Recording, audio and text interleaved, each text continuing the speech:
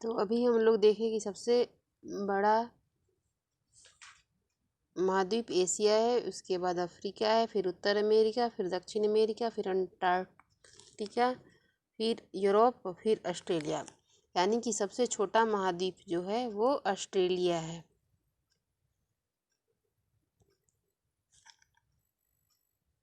अब है विश्व का सबसे बड़ा रेगिस्तान कौन सा है? तो सहार रेगिस्तान। विश्व की सबसे लंबी नदी कौन सी है? तो नील नदी। स्थल मंडल क्या है? तो पृथ्वी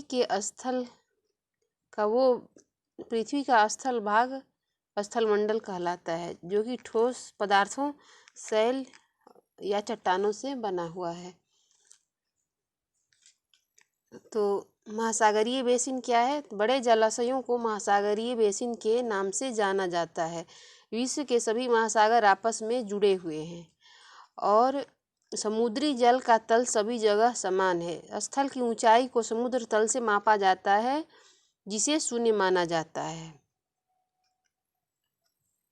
धरातल का कितना भाग भूमि या स्थल है? तो 1/3 भाग भूमि या स्थल है। महाद्वीप क्या है? तो महाद्वीप जो है समुद्र तल से ऊपर उठे हुए पृथ्वी के विशाल भूखंड को महाद्वीप कहते हैं। समुद्र तल से ऊपर उठे हुए पृथ्वी के विशाल भूखंड को महाद्वीप कहते हैं। पृथ्वी पर कितने महाद्वीप हैं? तो पृथ्वी पर 7 महाद्वीप हैं। एशिया, यूरोप, अफ्रीका, उत्तर अमेरिका, दक्षिण अमेरिका, ऑस्ट्रेलिया एवं अंटार्कटिका। ये बचपन से ही हम लोग पढ़ते आ रहे हैं। यूरेशिया क्या है? तो एशिया और यूरोप को मिला करके यूरेशिया कहा जाता है।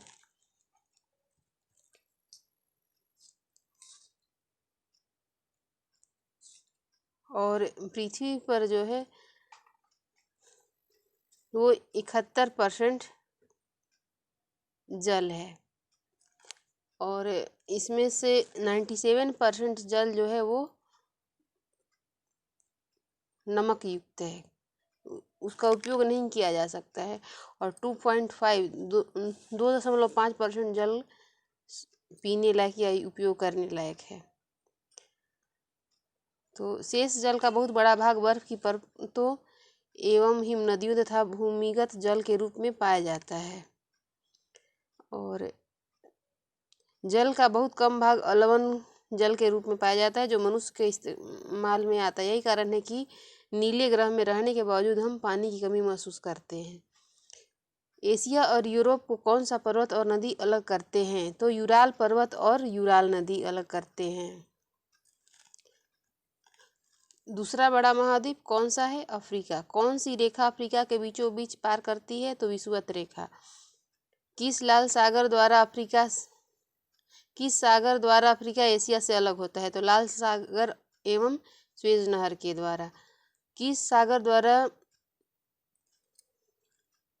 अफ्रीका यूरोप से अलग होता है? किस सागर द्वारा यहाँ पर है अफ्रीका यूरोप से अलग होता है?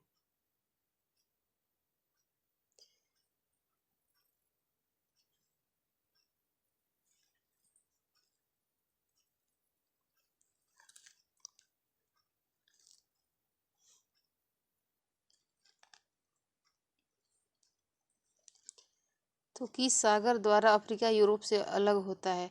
तो भूमध्य सागर के द्वारा। ऑस्ट्रेलिया किस गोलार्ध में पड़ता है? तो पूरा का पूरा दक्षिणी गोलार्ध में पड़ता है। और एशिया जो है वो पूर्वी गोलार्ध में पड़ता है। विश्व का तीसरा बड़ा महाद्वीप कौन सा है? तो उत्तर अमेरिका। नई दुनिया के नाम से किस महाद्वीप को जाना जाता है? तो उत्तर एवं दक्षिण अमेरिका को नई दुनिया के नाम से जाना जाता है और इसकी खोज कोलंबस ने की थी। प्रायद्वीपों का प्रायद्वीप किसे कहा जाता है? तो यूरोप को। जलमंडल के बारे में बताएं। तो ये है पृथ्वी का 71% भाग जल है और 29% भाग स्थल है। जलमंडल में जल के सभी रूप उपस्थित हैं। इसमें महासागर एवं नदियाँ, झीलें, हिमनदियाँ, भूमिगत जल तथा वायुमंडल की जलवाष्प भी सम्मिलित हैं। पृथ्वी पर पाए जाने वाले 97% से अधिक भाग महासागरों में पाया जाता है। वह इतना खारा होता है कि उसका उपयोग नहीं किया जा सकता है। केवल 2.5% ही उसका उपयोग वाला जल है। अब है वायुमंडल क्या है। तो पृथ्वी को चारों ओर से घेरे वायु के आवरण को वायुमंडल कहते हैं। यह धरातल से लगभग 1600 किलोमीटर की ऊंचाई तक फैला हुआ है।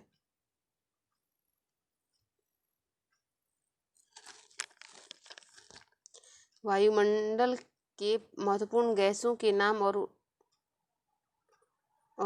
उनका कितना परसेंट वो मौजूद हैं। तो महत्वपूर्ण गैसें इस प्रकार है। नाइट्रोजन 78%, ऑक्सीजन 21%, अन्य गैसें 1% है। ऑक्सीजन एवं नाइट्रोजन वायुमंडल मुख्यतः ऑक्सीजन और नाइट्रोजन का बना हुआ है, जो साफ तथा शुष्क हवा का 99% है। आयतन के अनुसार नाइट्रोजन 78%, ऑक्सीजन 21% और अन्य गैसें कार्बन डाइऑक्साइड, ऑर्गन इत्यादि 1% है। ऑक्सीजन सांस लेने के लिए आवश्यक है, जबकि नाइट्रोजन प्राणियों की वृद्धि के लिए आवश्यक है। नाइट्रोजन प्राणियों की वृद्धि के लिए आवश्यक है। कार्बन डाइऑक्साइड यद्यपि बहुत कम मात्रा में है, लेकिन वह पृथ्वी के द्वारा छोड़ी गई ऊष्मा को अवशोषित करती है, जिससे पृथ्वी गर्म रहती है। यह पौधों की वृद्धि के लिए आवश्यक है।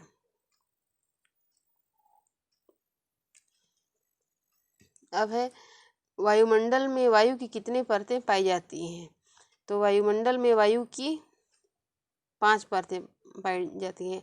क्षोभमंडल, तापमंडल, मध्यमंडल, आयन मंडल और बहिर्मंडल। वायुमंडल की किस परत में मौसमी परिवर्तन होता है। तो क्षोभमंडल में।